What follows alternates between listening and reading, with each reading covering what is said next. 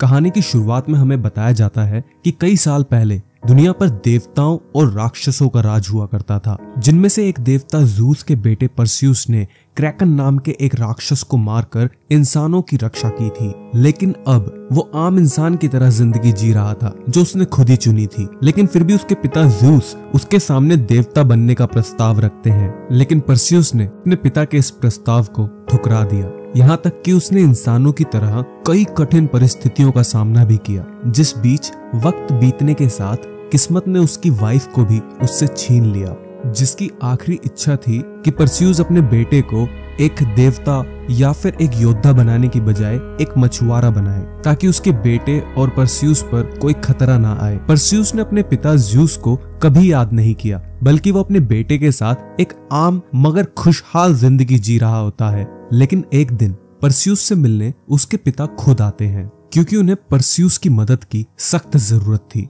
वो उसे कहते हैं कि लोगों ने अब देवताओं को पूजना बंद कर दिया है, जिस वजह से देवताओं की शक्तियां वक्त के साथ साथ कम हो रही हैं, और जैसे जैसे देवता कमजोर होते चले जाएंगे, उनकी बनाई सारी रचनाएं नष्ट हो जाएंगी। जब ज़्यूस अपने बेटे को ये सब कह रहे थे, तभी वहाँ अचानक से एक हल्का सा भूकंप आता है, जिससे परस्यूस समझ जाता है ये टार्टस की दीवारें कमजोर होने की वजह से हो रहा है, जो कि एक ऐसी जेल है जहाँ पर कई सारे खतरनाक दैत्यों को कैद में रखा गया है, जिनमें से एक है ज़ूस के पिता क्रोनोस। ज़ूस परस्यूस को कहते हैं कि दिन प्रतिदिन टार्टस की दीवारें कमजोर होकर टूटती जा रही हैं, और अगर दीवारें पूरी तरह से टूट गईं, तो क्रोनोस आजाद हो जाएगा और वो पूरी दुनिया को तबाह कर देगा। साथ ही अगर लोग देवताओं को भुला देंगे, तो हम भी पहले की तरह अमर नहीं रह पाएंगे, मतलब कि अब हमारी भी मौत हो सकती है। सारी बात सुनकर परस्यूस अपने पिता से पूछता है कि आप सारी बातें मुझे क्यों बता रहे हो, ये तो देवताओं की समस्या है। जिस पर ज़ूस उसे कहते हैं कि क्रोनोस को रोकने के लिए मुझे तुम्हारी मदद चाहिए, लेकिन परस्यूस उन्हें साफ साफ इनकार कर देता है और वहां से चले जाने के लिए कहता है, क्योंकि परस्यूस नहीं चाहता था कि वो और उसका बेटा इन सब झंझटों में पड़े। ये सब सुनकर ज़्यूस भी वहां से उदास होकर चुपचाप चले जाते हैं। इसके बाद ज़्यूस अपने भाई पोसाइडन और उसके बेटे एरिस के साथ अंडरवर्ल्ड में अपने तीसरे भाई हेडिस से मिलने जाते हैं, ताकि तीनों अपनी शक्तियों को मिलाकर टार्टस की टूटती दीवारों को रोक सके। लेकिन हेडिस उनका साथ देने से इनकार कर देता है और मदद करने की बजाय वो एरिस के साथ मिलकर ज़्यूस और पोसाइडन पर हमला कर देता है, जिससे हमें पता चलता है कि पोसाइडन का बेटा एरिस हेडिस से मिला हुआ है, और ये दोनों ही चाहते हैं कि वो क्रोनोस को आजाद होने में मदद कर सके, जिसके बदले में वो क्रोनोस से अपनी अमरता वापस हासिल कर सके। और इसी के साथ वो ज़्यूस और पोसाइडन को हराकर वहां पर कैद कर लेते हैं। इसी बीच हमें दिखाया जाता है कि टार्टस की दीवार टूटने की वजह से अलग अलग खतरनाक जीव उसमें से बाहर निकल कर आ रहे हैं, जिनमें से हम एक 2 मुंह वाले ड्रैगन को भी देखते हैं, जो निकलते ही तुरंत परस्यूस के गांव पर हमला कर देता है। जैसे ही परस्यूस इस तबाही को देखता है, वो उस ड्रैगन पर हमला कर देता है। इस दौरान वो किसी तरह से उस ड्रैगन को हरा तो देता है, लेकिन इस लड़ाई में वो काफी ज्यादा घायल हो जाता है,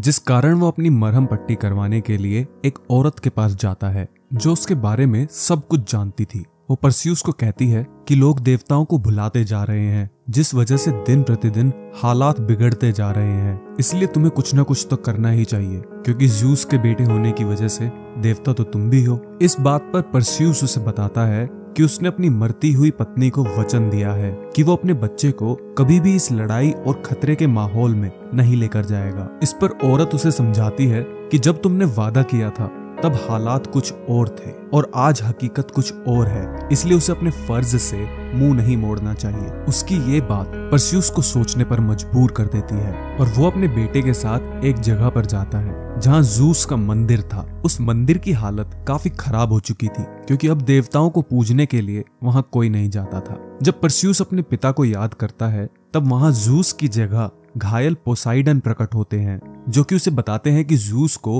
हेडिस और एरिस ने बंदी बना लिया है, ताकि वो उसकी सारी पावर्स को सोख कर क्रोनोस को आजाद कर सकें, और मैं किसी तरह से वहां से बचकर भाग पाया। और वो परस्यूस को कहते हैं कि अब क्रोनोस को सिर्फ तुम ही रोक सकते हो, क्योंकि अब देवता पहले की तरह अमर नहीं रहे। यहाँ परस्यूस पोसाइडन से कहता है, जब तुम देवता कुछ नहीं कर पाए, तो मैं क्या कर लूंगा, क्योंकि मैं तो बस एक डेमी गॉड हूँ, यानी कि एक आधा देवता। यहाँ पर पोसाइडन कहते हैं कि तुम्हें अपने ही जैसे एक और डेमी गॉड यानी कि मेरे बेटे एग्नोर के पास जाना होगा, जो इस वक्त रानी एंड्रोमेडा के राज्य में कैद है। फिर वो तुम्हें एक हेपेस्टस नाम के एक आदमी के पास लेकर जाएगा, जिसने टार्टस का नक्शा तैयार किया था, जिससे वो वहां पहुंचने के बाद क्रोनोस को हराकर जूस को भी बचा सकते हैं। यहाँ पोसाइडन कमजोर पड़ते जा रहे थे, इसलिए वो अपना त्रिशूल पर्सियस को थमाकर मिट्टी बनकर गायब हो जाते हैं, मतलब कि यहाँ उनकी मौत हो जाती है। अब ये देख परस्यूस अपने बेटे को वहीं पर छोड़कर सीधा रानी एंड्रोमेडा के पास पहुंच जाता है और उन्हें सारी बात बता देता है, जो कि परस्यूस को पहले से ही जानती थी,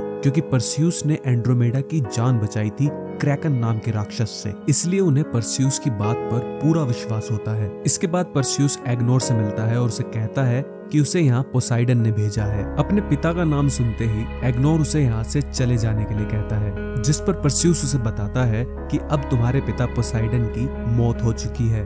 यहाँ परस्यूस उसे समझाता है कि देवता पहले की तरह अमर नहीं रहे, इसलिए उन्हें कुछ भी करके अब ये सब कुछ रोकना होगा। इसलिए तुम मुझे हेपेस्टस नाम के आदमी के पास ले चलो। अपने पिता की मौत की खबर सुनकर एग्नोर उसकी बात मान जाता है। फिर रानी एंड्रोमेडा, पर्सियस और एग्नोर कुछ सैनिकों के साथ हेपेस्टस की खोज में निकल पड़ते हैं। सफर के दौरान एग्नोर बताता है कि हेपेस्टस भी उनके पिता के जैसे ही एक देवता हुआ करता था, जिसने पोसाइडन, हेडीज और जूस तीनों के हथियारों को अपने हाथों से बनाया था, जिन्हें अगर मिला दिया जाए तो वो एक ऐसा शक्तिशाली हथियार बनते हैं जिसकी मदद से क्रोनोस जैसे ताकतवर दैत्य को भी मारा जा सकता है। दरअसल हेपेस्टस भी खुद एक देवता था, लेकिन पोसाइडन और जूस ने उससे उसकी शक्तियां छीन ली थी, क्योंकि उसने एक समय पर हेडीज की मदद की थी। अब जबकि वो एक आम इंसान है, तो इसलिए वो एक अनजान टापू पर अपनी जिंदगी बसर करता है। कुछ दिनों के सफर के बाद ये लोग अब उस टापू पर पहुंच जाते हैं, लेकिन हेपेस्टस तक पहुंचने से पहले इन्हें एक घने जंगल का सामना करना पड़ता है, जहां पर परस्यूस देखता है कि उस जगह पर बहुत सारे ट्रैप्स यानी कि जाल बिछे थे,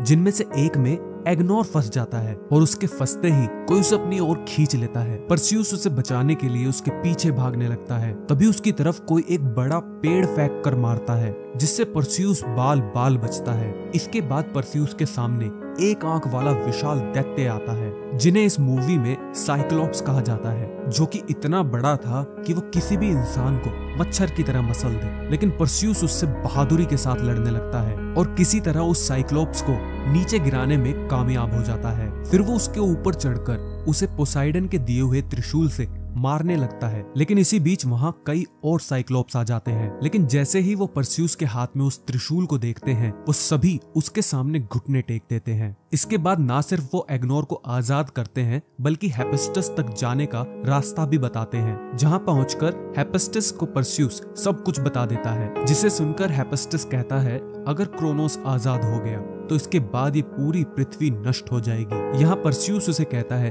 कि आपने ही दुनिया के 3 सबसे शक्तिशाली हथियार बनाए थे, जिनकी मदद से पहले भी क्रोनोस को हराया जा चुका है, इसलिए अगर आप हमारा साथ दो तो हम इस मुसीबत का सामना कर सकते हैं। इसके बाद हेपेस्टस कहता है अब मैं एक आम इंसान हूँ और ना ही मेरे पास कोई शक्तियाँ हैं, भला मैं तुम्हारी मदद कैसे कर सकता हूँ। उसकी ये बात सुनकर एंड्रोमेडा उसकी हिम्मत बढ़ाते हुए कहती है कि एक आम इंसान नामुमकिन को भी मुमकिन कर सकता है। जिसके बाद हेपेस्टस उनकी मदद करने के लिए तैयार हो जाता है, क्योंकि हेपेस्टस ने ही टार्टस के अंदर कैद खाने को भी बनाया था, इसलिए वो वहां जाने के सारे गुप्त रास्तों को अच्छे से जानता है। उसका ये गुप्त रास्ता एक भूल भुलैया से होकर जाता है। हेपेस्टस बताता है कि जरूर उन्होंने जूस को टार्टस के बीचों बीच कैद किया होगा, जहां पर वो उसकी शक्तियों को सोख रहे होंगे। हेपेस्टस का ये शक बिल्कुल सही था। अगले सीन में जब वो लोग उस भूल भुलैया की तरफ जा रहे होते हैं, उनका रास्ता रोकने के लिए एरीस आ जाता है, क्योंकि इन लोगों के साथ एंड्रोमेडा के कुछ सिपाही भी थे, जिन्होंने एरीस की प्रार्थना की होगी, क्योंकि एरीस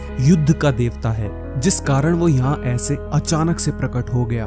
और अब एरीस इन सभी को मारना शुरू कर देता है। परस्यूस एरीस से लड़ने की कोशिश करता है, लेकिन वो उसके सामने बिल्कुल भी नहीं टिक पाता। इन सब के बीच मौका देखते ही हेपेस्टस उस दरवाजे को खोल देता है, जहां से भूल भुलैया के अंदर जाने का रास्ता शुरू होता है। इसके बाद एंड्रोमेडा, परस्यूस और एग्नोर उस दरवाजे से अंदर चले जाते हैं, लेकिन एरीज हेफेस्टस की जान ले लेता है। अगले सीन में परस्यूस, एंड्रोमेडा और एग्नोर एक नक्शे की मदद से उस भूल भुलैया को पार करने की कोशिश करते हैं, जहां रास्ते में उनके सामने मिनोटोर नाम का एक अजीब सा क्रिएचर सामने आता है जिसे परस्यूस आसानी से मार देता है। वहीं दूसरी तरफ ज़्यूस, जो शक्ति खींचे जाने की वजह से बहुत कमजोर पड़ चुका था, वो हेडीज को कहता है कि मैंने हर चीज के लिए तुम्हें माफ कर दिया है, और हेडीज से माफी भी मांगते हैं कि हो सके तो मुझे माफ कर देना, क्योंकि मेरी ही वजह से तुम यहाँ नरक में रहे हो।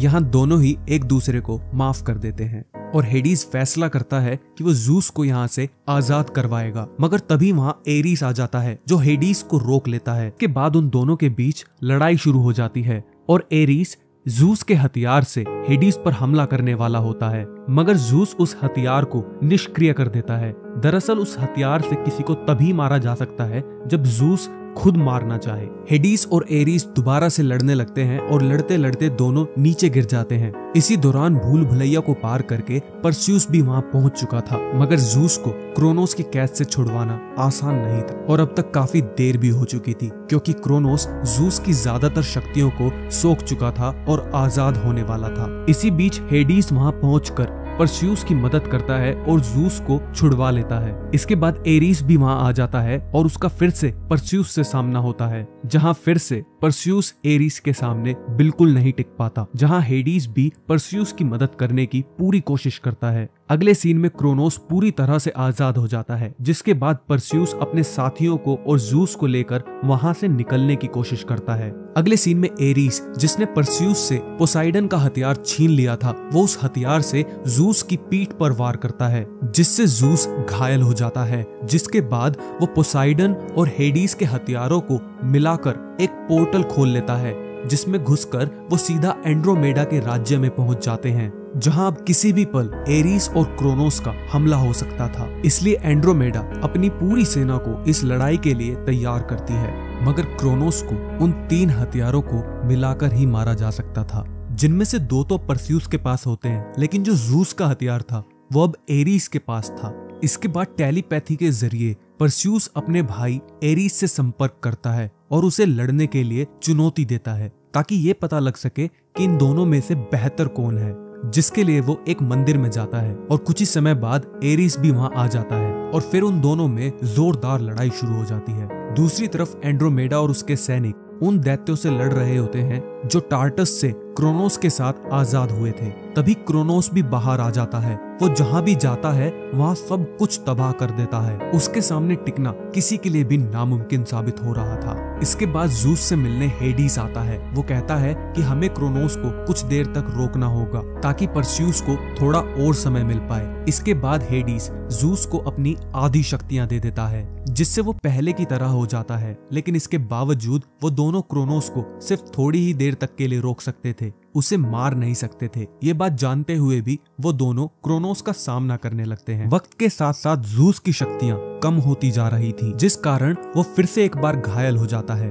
दूसरी ओर परस्यूस भी ज़्यूस के हथियार की मदद से एरीस को मारने में कामयाब हो जाता है और अब वो बिना देरी करे तीनों हथियारों को मिलाकर एक हथियार बना लेता है, जिससे क्रोनोस को मारा जा सकता था। इसके बाद वो अपने उड़ने वाले घोड़े पर बैठकर क्रोनोस को मारने की कोशिश करता है, लेकिन ये काम इतना भी आसान नहीं था। वो जैसे तैसे क्रोनोस के हमलों से बचकर सीधा उसके मुंह में जाकर उसके दिल पर हमला करता है, जिससे क्रोनोस एक विस्फोट के साथ खत्म हो जाता है और उसमें से परस्यूस बाहर निकलता है, जो सबसे पहले हेडीस के पास जाता है। हेडीस उसे कहते हैं कि ज़्यूस का अब आखिरी समय आ चुका है और जिसके साथ देवताओं का भी समय खत्म हो जाएगा। परस्यूस अपने पिता को कहता है, क्या हेडीस भी अपनी शक्तियों से आपको बचा नहीं सकते? जवाब में ज़्यूस कहते हैं कि उसने पहले ही एक बार ये काम कर दिया है, अब वो भी कुछ नहीं कर सकता। और यह कहकर ज़्यूस भी धूल में बदलकर खत्म हो जाते हैं, क्योंकि देवताओं की मौत ऐसे ही होती है। अब इसके बाद हेडीस भी परस्यूस से कहता है कि मेरी भी सारी शक्तियां खत्म हो चुकी हैं, और ये बात बोलकर वो भी वहां से चला जाता है। अब परस्यूस एंड्रोमेडा और एगेनोर से जाकर मिलता है, जो इस लड़ाई को जीतने के बाद बेहद खुश थे। इस जंग के दौरान परस्यूस और एंड्रोमेडा के बीच प्यार पनपने लगता है और दोनों एक दूसरे को किस करते हैं। इसके बाद परस्यूस अपने बेटे के पास जाता है, जो अपने पिता परस्यूस से पूछता है कि हम वापस घर कब जाएंगे। परस्यूस कहता है कि अब हम यहीं रहेंगे और एक योद्धा की जिंदगी जिएंगे। परस्यूस अपने बेटे को बताता है कि तुम जूस के पोते हो। इसके बाद वो उसे अपनी तलवार दे देता है और पूछता है क्या तुम इस तलवार का भार संभाल पाओगे, जिसका जवाब उसका बेटा हाँ में देता है। और इसी के साथ ये मूवी यहीं खत्म हो जाती है। अगर आपको मूवी की समरी अच्छी लगी हो तो वीडियो को लाइक करें और अगर चैनल पर नए हैं तो चैनल को सब्सक्राइब करें। Thanks for watching.